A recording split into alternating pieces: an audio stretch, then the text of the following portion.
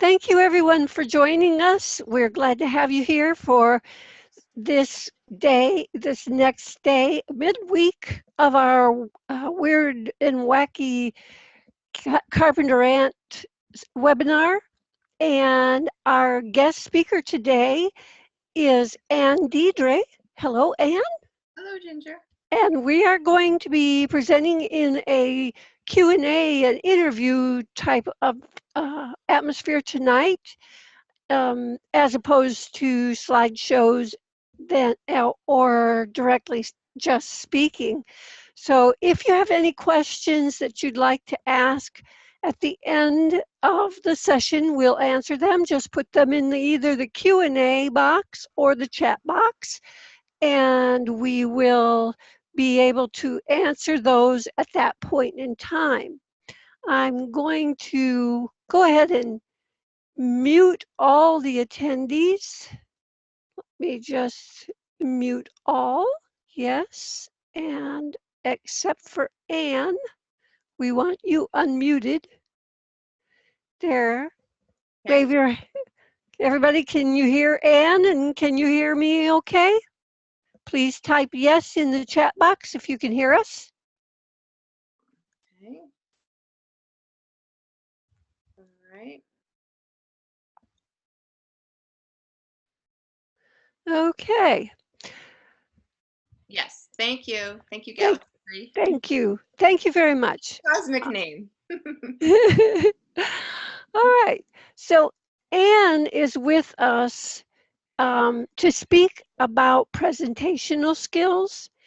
And Anne is well qualified to do that, as she is an international celebrity expert on intuition, certified medical intuitive, best-selling author and publisher, professional artist, speaker, and coach. She has been featured on ABC and NBC TV and on CWTV Network, as well as Huffington Post Live and Fox News Radio She's a Fox News Radio contributor on NPR, CBS Radio, Business Talk Radio, and many print publications such as Examiner.com, Belief.net, and Aspire magazine.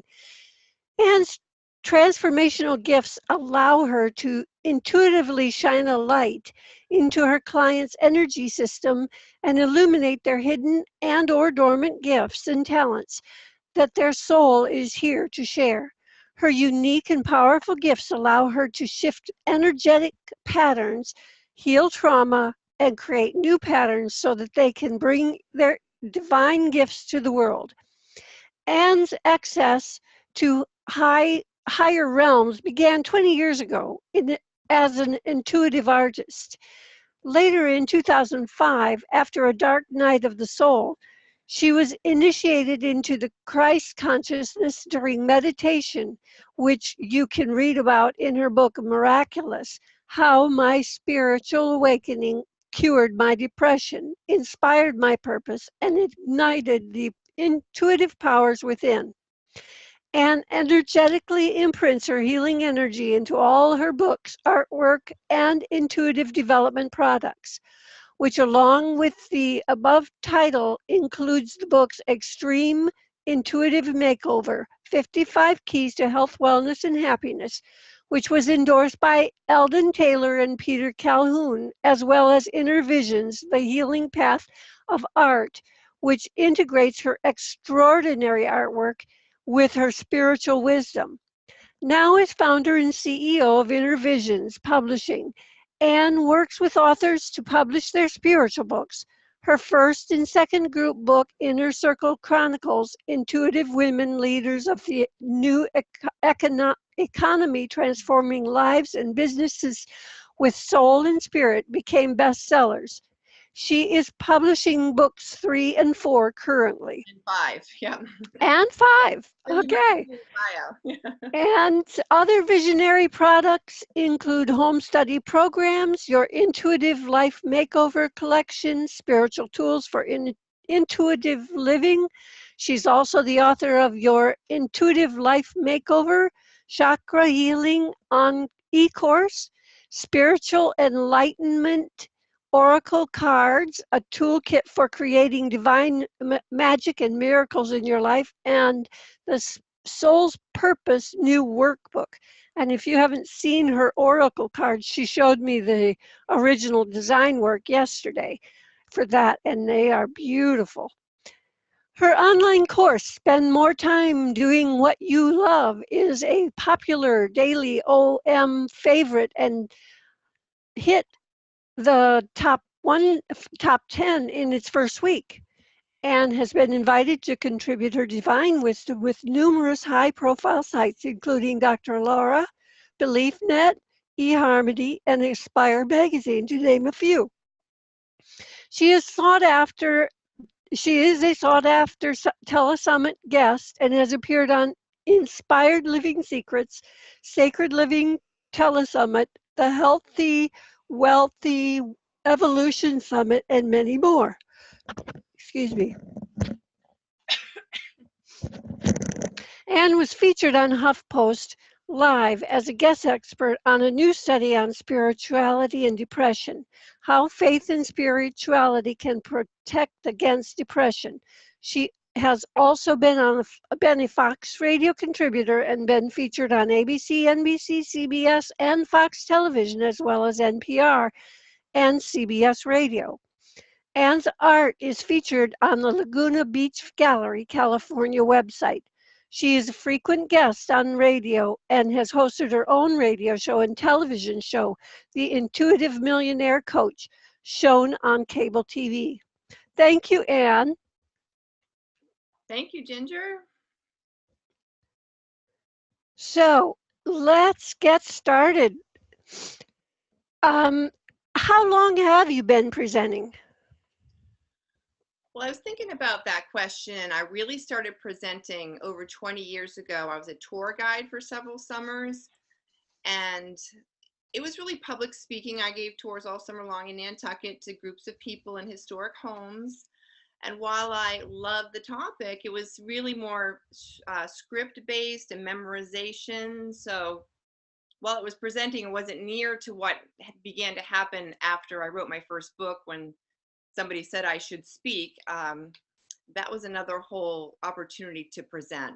The thing that happened, though, was between that time and when I wrote my first book in my 40s, I had developed an extreme phobia of speaking, so much so that I could hardly even leave the house some days because of these phobias that had set in. So they were really troubling, problematic. I was getting through in my regular life, but when it came to anything close to public speaking, I was out of there. There was no way. I was unable to do it for a long time. How long did this phobia last? How'd you get over it? Oh, that's such a great question. I was fine, one-on-one in small groups, but the whole presentation and college, I found myself having to take these classes to graduate in public speaking, and it was just so bad, Ginger, that I literally would quit the class and was unable to finish college for a long time. So I made my way through. I even took Dale Carnegie courses, and that really even made it worse. Everybody else in the Dale Carnegie class got better each week over the 10-week period, and I never improved. I was scared to death every minute of every class where I had to stand in front of these people and present. And at the end of the 10 weeks, the teacher said to me, in front of everybody, Anne, you have the most courage of anybody I've ever met. I know you've been terrified the whole time. And I was watching the other people doing cartwheels and jumping for joy because they were getting so good. And I was not getting any better whatsoever. So I got an award for courage, but Ginger, when I think about it, it just wasn't enough. The courage, the facing the fear. I know there's books written on that, and I think there's something to it. But for me, eventually, like I said, I started speaking because I started writing some books, and I really said to God, you got to help me do this. If you want me to talk about what I've just written, you're going to have to help me. I can't do this. So I made myself do it. I faced the fear. I shook, I trembled, I stammered. I didn't like it whatsoever, but I kept signing up every year to speak. And then one time, I think my 6th time presenting, audiences like 50 or 100. Again, I just pushed myself through it. But then one day, I kept saying on my way to present, I hope nobody shows up. I hope nobody shows up. And when I turned the corner, it was the biggest packed room I'd ever had. It was standing room only. People were turning people away. It was so filled. And I thought, people are here to listen to me. Oh my goodness. This humility came over me. This gratitude came over me. And I walked right up to the center of that room and I got the microphone. I was just so suddenly happy and delighted and honored that people cared to hear what I had to say. And it changed the game. From then on, I moved into my heart, and now I'm able to present. And I'm just so thankful to talk about it because this really was a problem. And I look forward to sharing more with your listeners about this. Yeah, it sounds like that you went through even worse fears than most people who are just starting to get involved with public speaking. Yeah. And it's miraculous once you do. Do you think that having caring about what you want to speak about has anything to do with how well you present, or is that important at all? I feel like it is. It's kind of reminding me in high school, I presented something about chocolate mousse in my French class, and I think I did really well because I was a fan of chocolate mousse. But then I found in the Dale Carnegie courses, I was given a topic to speak about, and it, besides the phobia that I had, it wasn't translating to my audience, and I didn't know that at the time. So yes, I feel like there's motivational speaking and there's inspirational speaking. So I ask myself, and when I work with clients, like, what inspires you? It really helps to speak from your heart about things that really matter to you, because when you connect with that material, that's going to energetically connect with your audience, and speaking is energy. So I do feel it's very important. What would the people who are here listening live put in the chat box what it is that is important to you? What would you like to be able to speak about? What do you have a heart for? Put that in the chat box and let's see what everybody's thoughts are. In the meantime, you said, and you need to speak from your heart. You've mentioned the heart quite a few times already. What do you mean? How do you do that? How do you speak from your heart? Well, we do have our brain and our minds and our logical and what we think we should say, and a lot of that is really can be rehearsed and really a mental kind of presentation. The heart and intuition really is a connection of feeling. So kind of reminds me of when you watch American Idol and those ones that make it to the end and throughout, like they really touch our hearts because they're feeling this inspiration or passion within. So it is a connector. The heart can connect you better with your audience than your mind. Your mind can start to talk you out of, oh, you don't sound so good, or your mind can just wander, and your heart can stay with the feeling of connection. I'm seeing one of the people here is saying they want to share their journey through grief and loss, seeing loss as a powerful tool for transformation. How would you go about being able to talk their heart into that? Yes, I love working with my clients through book coaching and speaker coaching because most people have gone through something difficult. Some people don't ever overcome some of these things. And so for those of you that are listening or watching, when you've gone through something and you've overcome something, you can be an amazing inspiration to somebody else. And I do firmly believe that, like Catherine going through loss, and you become an expert through things that you learn and what you've struggled with. That's what I feel are the best presenters, you know, speaking from their heart, because they've gone through something and overcome it, and you have so much wisdom to share. And I think that's really important. Education is great, and this wisdom from life and what you've gone through makes for great speaking material. Amen to that. How do you use this intention that you're speaking about to speak? I say a prayer of intention before I do any work, specifically with my intuition, writing, speaking. Before I came on today, I say a prayer. I connect with my higher self and whatever, higher power, whatever comfort you are with that, the divine. I say a prayer of intention that I'm going to be able to translate whatever it is that's coming through me. Really, it's not outside of me. It's part of my higher self that knows what to say, when to say it. And so I say a prayer of intention first before I do any speaking. And for just for the record, I believe wholeheartedly in God. And so my higher power is Jesus Christ. Yeah. And if yours is something other than that, this is not going to, this intention, this prayer does not have to be to the same God that I have a relationship with. It could be your Self. own. Yeah. Yeah. Yep. But the So, intention is that I believe that all of us have a a true self, a part of us that really knows what to say and when to say it, and so I intend to connect with that when I speak. right. And you had mentioned a couple times the word intuition. How do you use your intuition when you're speaking? Is that really something that's necessary to use in intuition?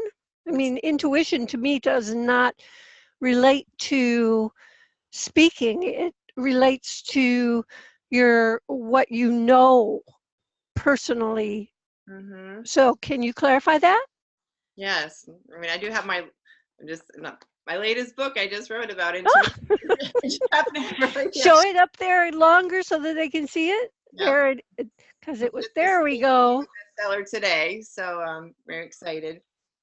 It's Intuition: 7 Basic Instincts to Change Your Life, and in here I talk about it being more than a gut instinct. It can be a creative channel, which speaking is creative, and visualization. Creative visualization is a part of an intuitive ability with your third eye to be able to see what it is, such as seeing myself speaking prior to doing so.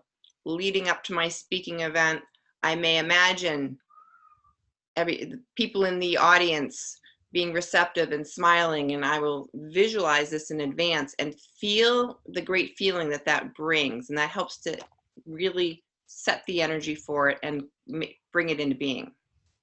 So creative visualization then is something you use to prepare for your speaking, or you in use it during your speaking, or how does that work? Give Yeah, us a visual of it. you hear the word manifestation.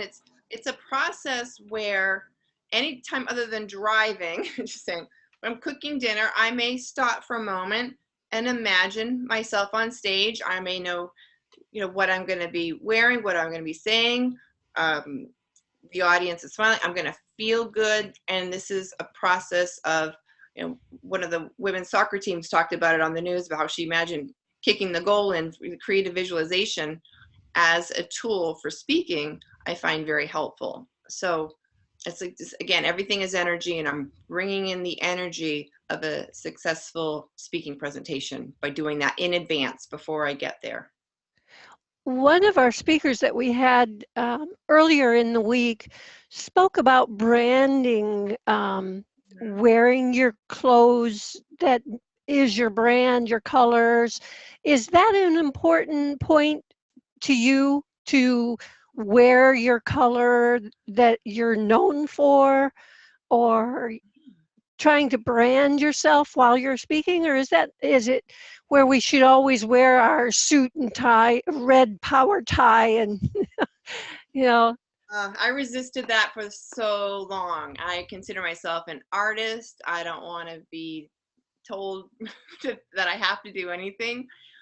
But eventually what I started resonating with is that there is an energy of consistency, I feel.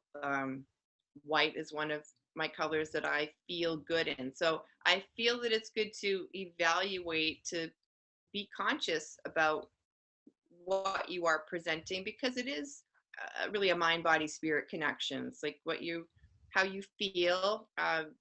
Be comfortable by all means, but it's, yeah, I feel like that's a good conscious decision to decide in advance the colors and be prepared. And if you're speaking for business in particular, there's a lot of different speaking, but speaking for business, I may match my book cover at my next speaking engagement. Yeah, I think that that's helpful and fun. Okay. Yeah, Cynthia White was the young lady I'm making reference to, and she uses animal prints and purple. Those are her brand colors in clothing. And so I think that if you have that type of thing set up, like you wear white a lot, and I noticed you got a really pretty white top on there.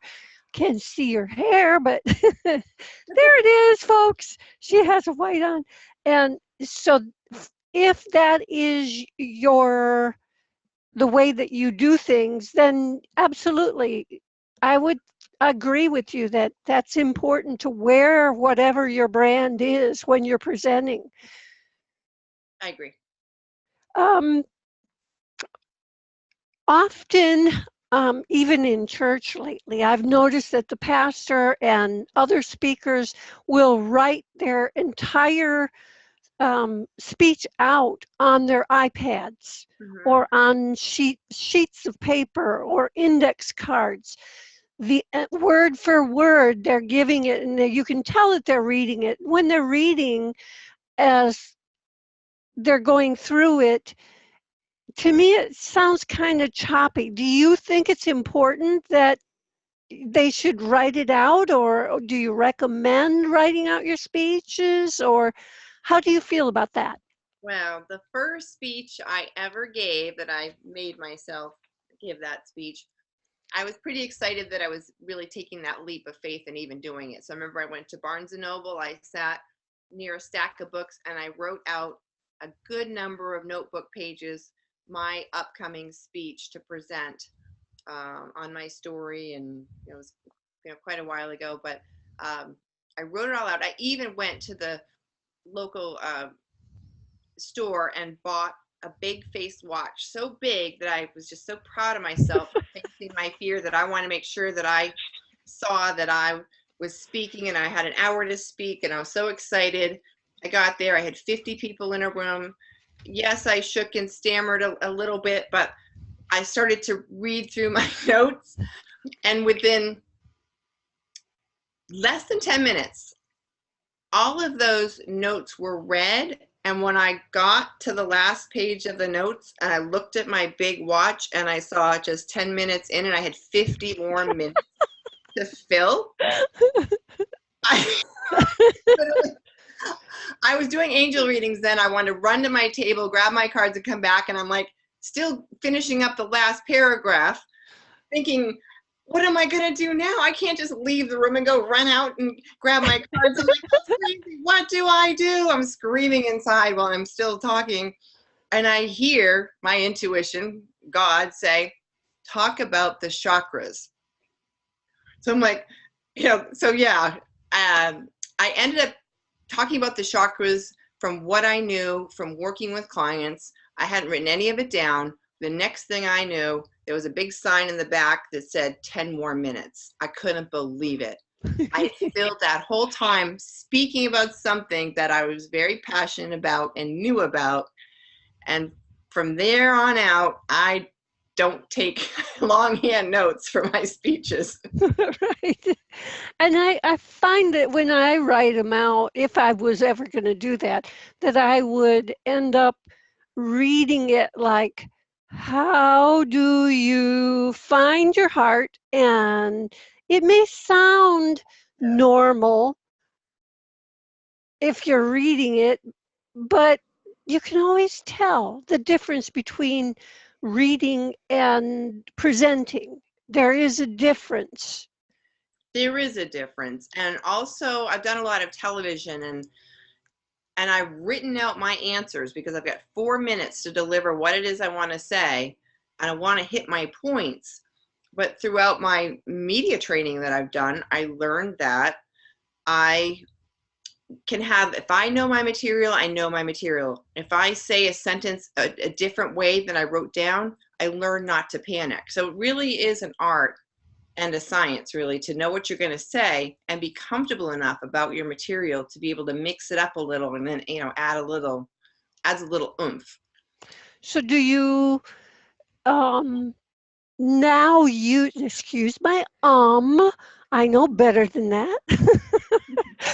Do you think that using an outline would be better than writing it all out completely? Definitely.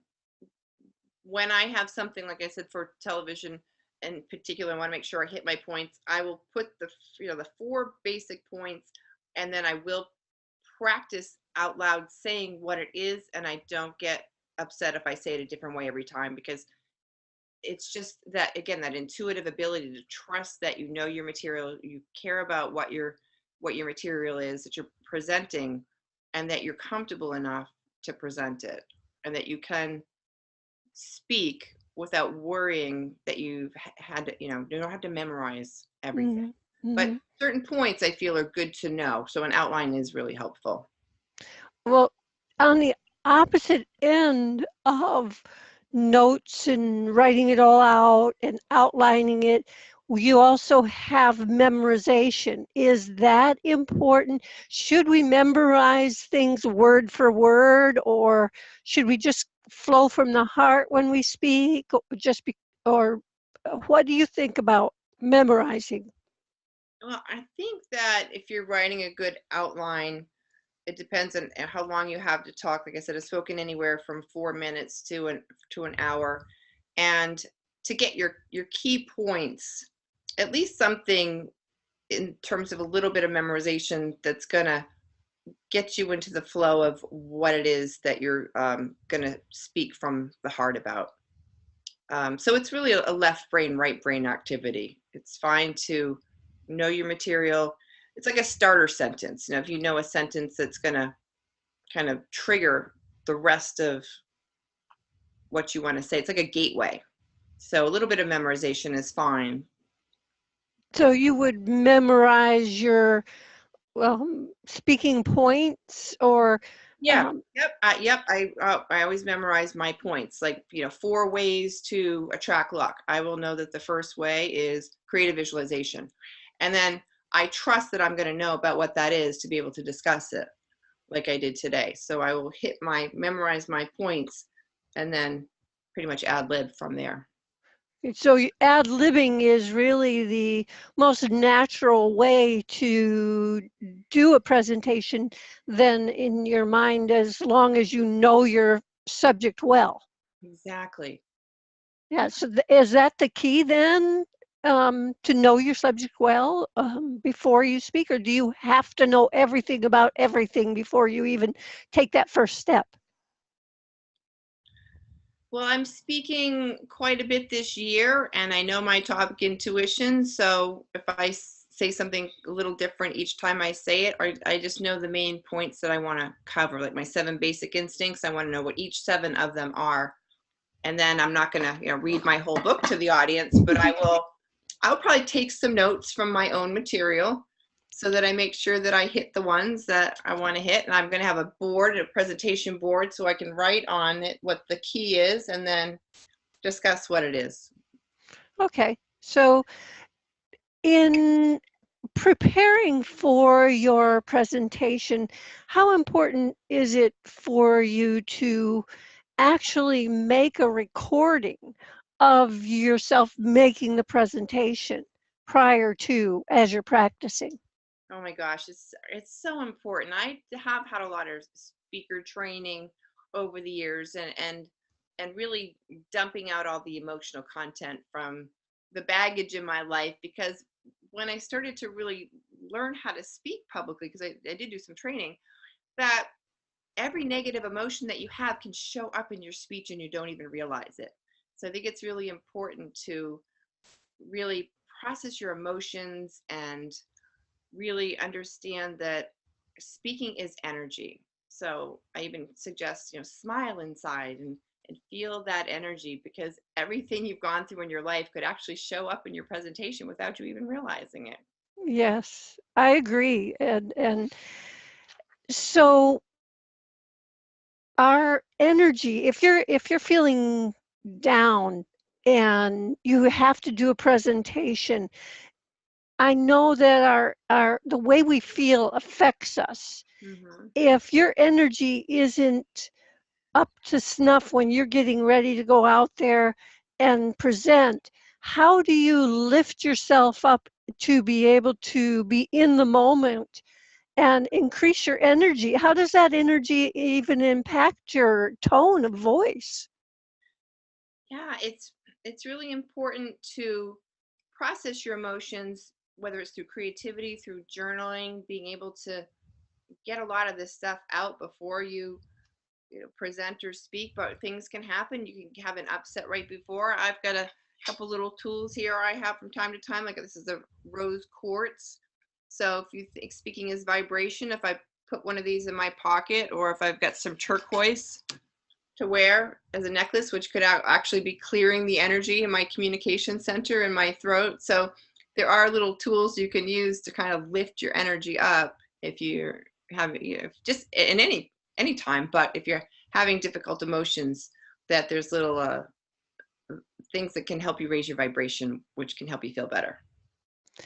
And what about the smile? How does your attitude and just putting a smile on your face, would that be enough to make the difference? Well, there have been studies that just smiling on the outside, even if you don't feel like smiling, does change your chemistry. But I feel like if it's more like a smile again in the heart, that you're remembering why you're doing what you're doing, because you have a reason for doing it. Chances are, and a good reason, that you want to share something. So you can just smile inside in advance that you've got this great opportunity to share some information, and what a gift and a blessing that is. To really honor what you're doing, because it does take courage, and it takes guts, and it takes willingness, and I feel like it's a good self-love to say, good job. Yeah. When I'm typing out an email or doing a phone conversation or something like that, I find that I have a more positive attitude. I come across better if I put a smile on my face while I'm doing it. If I'm happy when I'm doing it and I'm showing the joy in my eyes light up. When I smile, my eyes light up, my face lights up. And so it comes across a bit differently when I do that, even just on the phone or typing out a letter. Is that what you find to be true in your life as well? Do you think that's important to do? I do. And I've also, again, it's different media training where it's been encouraged to, either if you're on a radio interview, for instance, walk around and stand up, because your energy changes and may get a little bit stronger if you're standing up. I've done some radio interviews walking around my house, making sure I don't get out of breath, because that's another whole thing. But I'm not like, oh, I'm so tired. Right.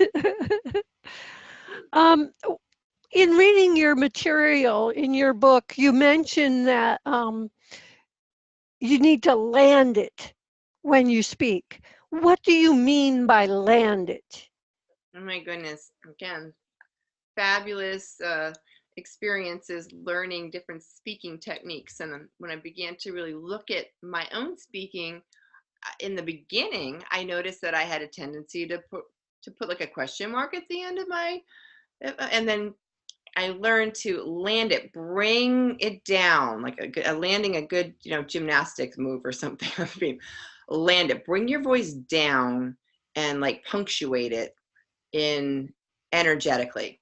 So you can say the same thing, like, I've got a tip to offer you, which kind of goes up, or I've got a tip to offer you. So bring it down and land it. Okay, so landing it just means having control of the way your voice is being reflected and used. Right. Okay, good. Thank you. Rounding it right in there. Yeah. So now you were talking about wearing the turquoise, and that would help you clear your throat. What do you mean by throat chakra clearing? Yes, I do work as an energy clearer, working with energy medicine, and a lot of our emotions and things that have happened throughout our lives can get stuck in these 7 main spiritual centers known as chakras. And so when you're speaking, again, you could have these fears or belief systems that maybe somebody when you were 10 years old said, don't talk so much, and you're afraid to talk because you've got this stuff hanging out in your energy. So you can do some chakra clearing. There's tapes. I've created some tapes through some of the products that I've created and developed, but just understand that everything that you've experienced can show up when you speak and can talk you out of a good presentation because you haven't really cleared your field in order to really communicate effectively. The throat is right here is the throat chakra. I call it the communication wealth center. A lot of people are stifled in their communication because they have maybe not been encouraged to speak up or speak their truth or been punished for it. And then you may have, yelling and screaming because it's been so bottled up. So it's really important to know that, again, when you present, that you want things flowing in harmony. And I've heard it said that when you speak from your heart, it moves the energy right into your effective communication center. Can you give us an example of throat chakra clearing and how it can help? Sure. Be aware that this center does exist, that you may have had some experiences in your life that maybe you wanted to keep quiet so you wouldn't hurt somebody's feelings, that kind of thing. All this stuff is just sitting in your energy field. So be creative. In your throat chakra, creativity is a great tool to be able to get that energy moving. Journaling. I found painting very useful. I've been painting for about 25 years. Not to do anything particular with it, although I do work as a professional artist as well. But in the beginning, for the first decade, I just painted to help clear my energy. I didn't know at the time that's what I was doing, but particularly creative things can make you feel better. So if it's writing or dancing or cooking or painting, you don't have to take a class, but this is the expression center. So you want to express yourself. And painting is a very safe way to do that. You don't have to worry about hurting somebody's feelings. Right. When you're painting. Do you ever practice on Skype with people before you present? Like, do you, like we're doing this today? Mm-hmm. Do you go to Skype and say, "Hey, friend, I need you to listen to me and critique me"? Do you ever do that? Do you think that's a wise thing to do, or do you think just natural flow is the best way to do it? Yes, again, I've had a number of media training sessions before I did the regional television that I did, and I would get on with my trainer, and we would practice on Skype, and it did bring an element of comfort when I got onto the TV set because just little things you could pick up with, again, a trusted person that can give you honest feedback about how you're doing. At first I might have, just figure out, or the webinar, where's the camera?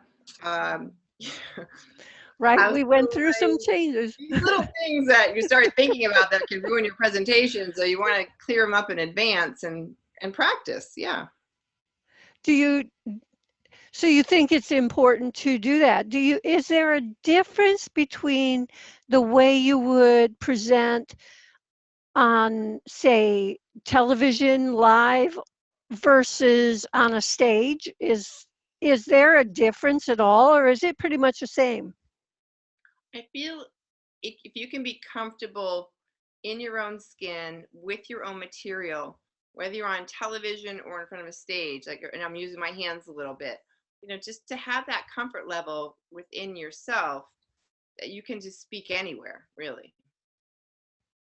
Well, I've been told that you on television it's a tiny bit different because you're the guest and they're the host, and you want to kind of stroke their ego because they have a bigger ego than anybody if they're on TV.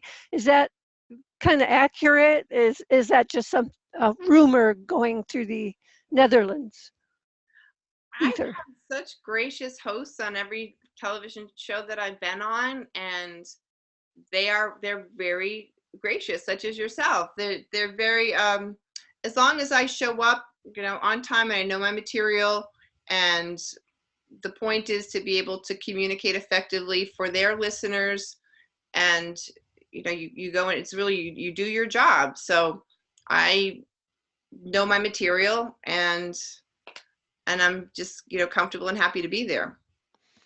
What about now? I know that because I'm a publisher and I'm a writer and I'm a designer too, but because I'm a publisher and a writer, I have books that I've written, and a lot of our audience, because I am a publisher and that's who I presented the opportunity for this to, are authors as well.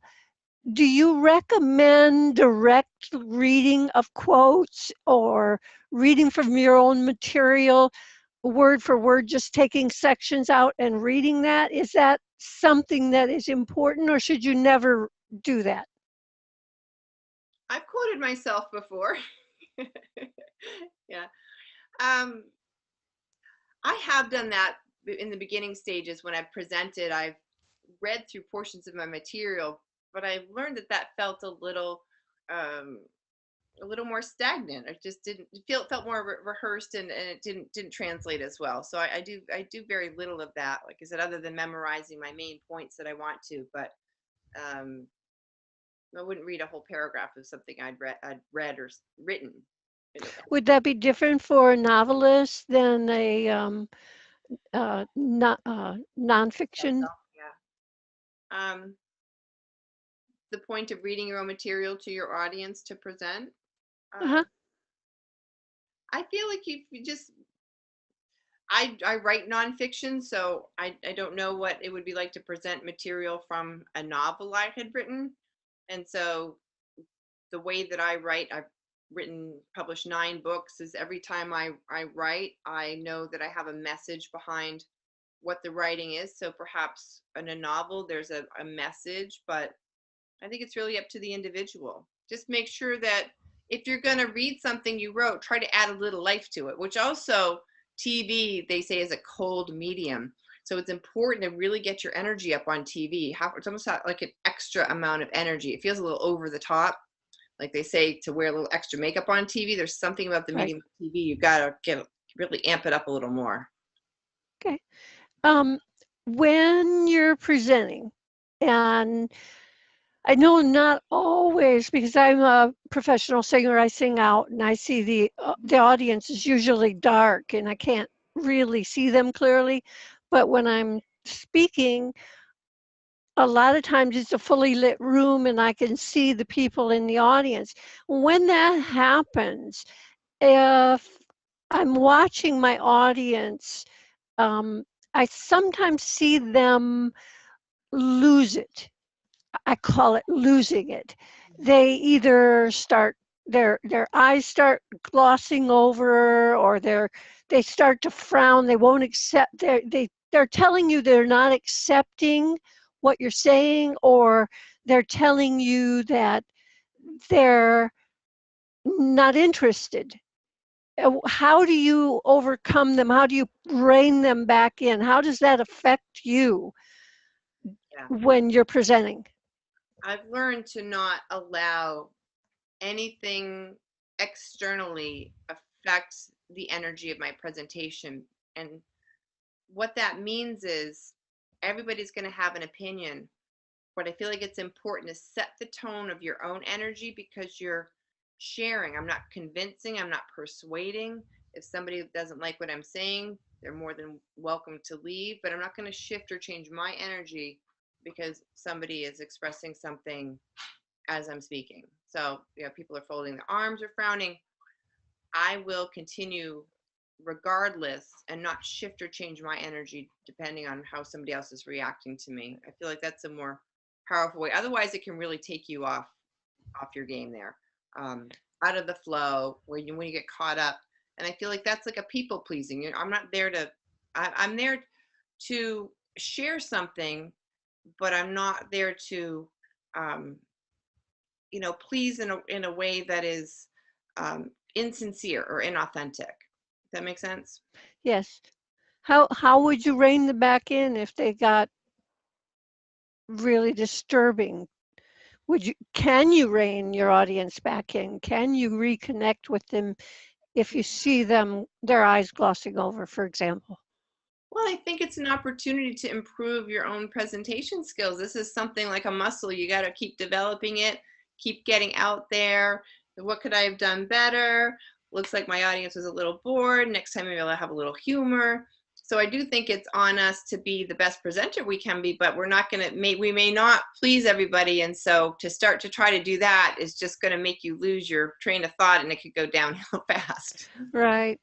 I've been told that I should never, ever tell a joke. My husband tells me that all the time. So even though I sometimes I got this weird and wacky kind of thing going on, I never tell a joke. Some people can do it and pull it off, but I just can't. You got to be yourself. Yeah, yeah, you always should be yourself. So I know that you have done speaking in many different areas, TV and radio and Skype and webinars and teleseminars and in the room. And I mean, I don't know that there's any type of speaking you haven't done. Is there anything you haven't done that you would like to do? I really do enjoy all of it. I love that I feel like I've been able to write some things and have that be in a form, whether it's a self-help article on the internet, and be able to speak about that in my own groups or classes or television everywhere. I just feel so blessed to be able to have overcome some things in my life and be able to share that to anybody that finds that helpful. It's really what keeps me going, and I will probably do this for the rest of my life because it just feels like a calling, Yeah, yeah, I know how it feels to enjoy helping people, and it sounds like you do enjoy helping people, whether it's in your presentations or in the one-on-one coaching or group coaching classes. Speaking of which, um, how do you help your people in your Star Power speaking programs? And I have learned, like I teach my clients, everything that I learn how to do through my own life, I find that I'm guided by God to really help other people with that. So through the process of book, when I learned to write a book, then I feel like I can help other people write their books. Or if I learned how to speak, I can help people learn how to speak. So in Star Power, learning the media was a big piece for me. And so now I feel like I've got some things to share around that. And it's ongoing. It's a new technology. I have Zoom. I'm going to do a webinar pretty soon. And, there's new technology, new ways to connect with people around the world. And it's absolutely an amazing time, the way we can be so connected like this. So yeah, I'm just going to keep doing it and looking forward to new ways to deliver the information. And so tell us a bit about your Star Power speaking program. Do you have a website or something that you'd like to direct the people to, or an offer you'd like to make for them? Yeah, well, if they want to get in touch with me at team@ADeidre.com, I am helping people that have a desire to speak.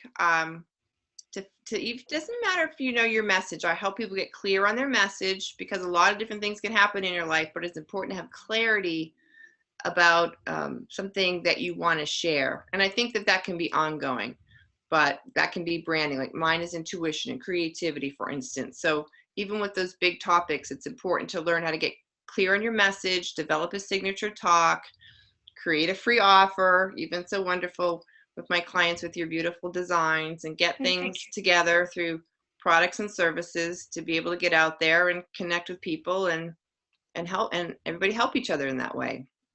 So I do training in Star Power for the signature talk, for interviews, and help people get ready for that energetically and practically. And do you have a special offer to make to our listeners today? Like, yeah, it's a 6-month program. Like I said, if you're interested at all, I help people develop their intuitive abilities through an academy that I have. So I primarily help people develop their intuitive abilities, start businesses with them, and then learn marketing, and then in Star Power to really get into more shows and different ways to share the information. So again, if anybody's interested in any of my coaching programs, speaker training, intuitive training, and book coaching. Those are my 3. And they would get in touch with you via email or? Email me at team@ADeidre, and I'll be in touch. We can do like a 20-minute clarity call.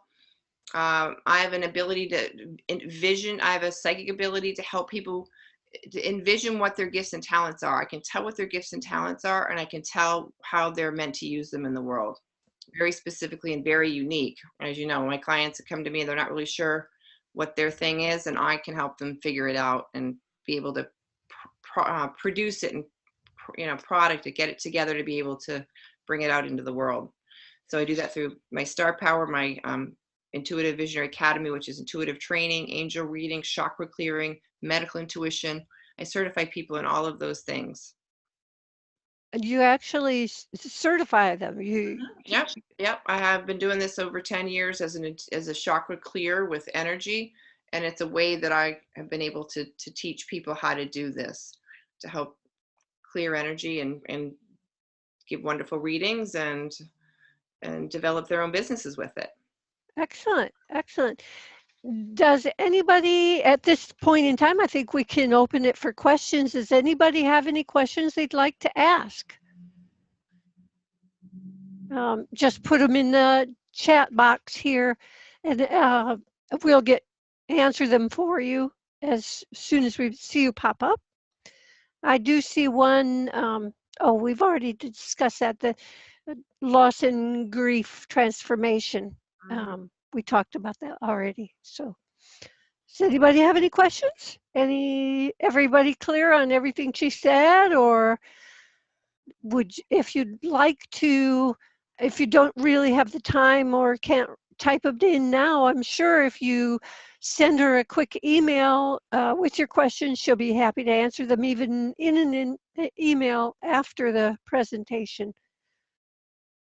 Do you have access to the chat box? And can you type in your email address in that chat box? Oh, sure. Yep. So that they'll have that? Okay. Very good. Oh, there's Bob. When you speak in front of people, shouldn't you be yourself? Yes. Bob just asked a question. Right. Yes. I would hope that I did articulate that, Bob. Thank you for your question. Yes, I talked earlier about being comfortable in your own skin and really being comfortable with what you want to say, even if you don't, we talked about not memorizing it, being comfortable with your material and absolutely being yourself. Yes. Bob just asked the question, when you speak in front of people, shouldn't you be? Right. Yes, definitely. And we also have another question. As you're typing in your email address, says, what about marketing? Yes, so the whole marketing piece is to get clear about your message and be able to articulate that in something called a signature talk. And the marketing, there's social media marketing, there's list building marketing. So every time you speak and present, you want to have a piece of paper where people can put their name and email. Again, offer a free gift, which Ginger and I work together on. She's a wonderful designer for my clients. And so you want to be able to put something together to offer people, and then they join your community. And then it's about creating new offers, creating offers from your wisdom. So for instance, Catherine with loss, want to share people loss. So So we would want to create a product, like a free gift for her, if working with her, where, 7 steps to heal from trauma and pain, something like that. As for instance, Catherine maybe will be working on that, and then lovely Ginger would design a beautiful graphic, and then you have a link, and then you put it on social media, and people get access to your free gift, and you start to build your community. And then you make offers like, oh, I'm doing some intuitive readings specific to loss, and it's really, over and over again, sharing your message and getting it out to people. Oh, Bob just asked. Thank you, Bob. If I missed it, you have a website? Oh, yes, my website is ADeidre.com. Thank you for asking. www.ANNEDEIDRE.com. And Ginger is recording this, so the recording will go out in about 24 hours or so. So yes, ADeidre.com, Bob. Thank you. And if you'd like to be in touch with, a clarity call or anything like that, please feel free to reach out. You're welcome, Catherine. Does anyone else have anything they want to ask Anne at this point?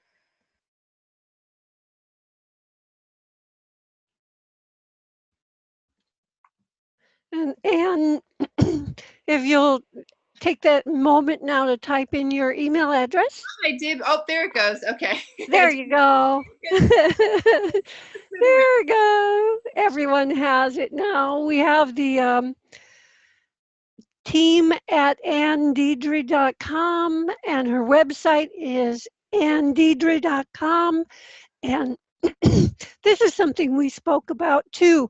How important is it for us to have the address, our email address, match our domain name? What do you think about that? As a presenter, you know that these little pieces are important. I do. It took me a long time. It didn't stop me from having a great business. I want to say I've been in business with what I do for like 11 years or so, and I've learned along the way in bits and pieces. And I still have my dinosaur email, which I refuse to change. But yes, I've learned these things along the way to brand and have everything all connected and simplified, really. Yeah, I think it makes a whole lot of sense too. If you've spent the money to have a domain name, you might as well use your domain name as your main email address. I didn't know how to do that. I have wonderful people like you to work with. I have media at ADeidre, I have info at ADeidre, I have team at ADeidre. Yeah, so it's great to be able to have people that you can work with, and I love working with you, Ginger. Just, if you don't know something, somebody does know somewhere. So don't let that stop you. Stay inspired to get your message out. But the tech pieces, I help people with that, and Ginger and I work together. She's wonderful with my clients, and there's just so many things that you don't have to know everything, but there's somebody that knows something that you need to know. Amen to that. And I could have never done all this whole webinar by myself and all these different subjects. And so it was nice to have friends like you to be able to reach out to and get you to ask you, and you graciously accepted to speak to my people and your people, and John and everybody else who's been part of it has just been so wonderful. And I personally am learning things too. So it's been great. I've enjoyed speaking with you and all the other presenters, and I'm looking forward to tomorrow's presenter too. We may have a surprise guest tomorrow. I'm hearing that our presenter, Heidi, who is going to teach us about, excuse me, my voice is losing it now.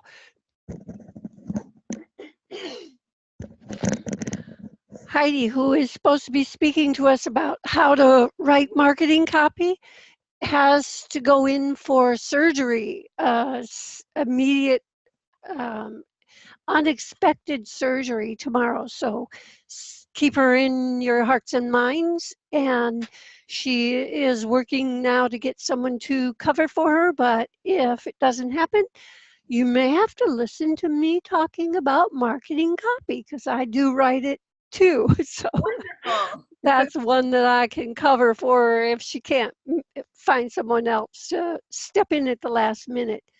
And it'll probably be open forum again. So bring your questions, and we look forward to seeing you again tomorrow. And I will get this recording off to you all probably in the morning, maybe late morning tomorrow, but I'll get it off to you so that you can review it and download it. And remember, it won't be up there forever. I'm going to leave it up until the end of the month, and then I'll be downloading it. So be sure to get your copy of the recording. And thank you, Anne. We appreciate you coming and Thank you. speaking. Thank you for having me on. And thank you, everybody. Namaste. Thank you. Take care. Have a wonderful evening. Bye for now.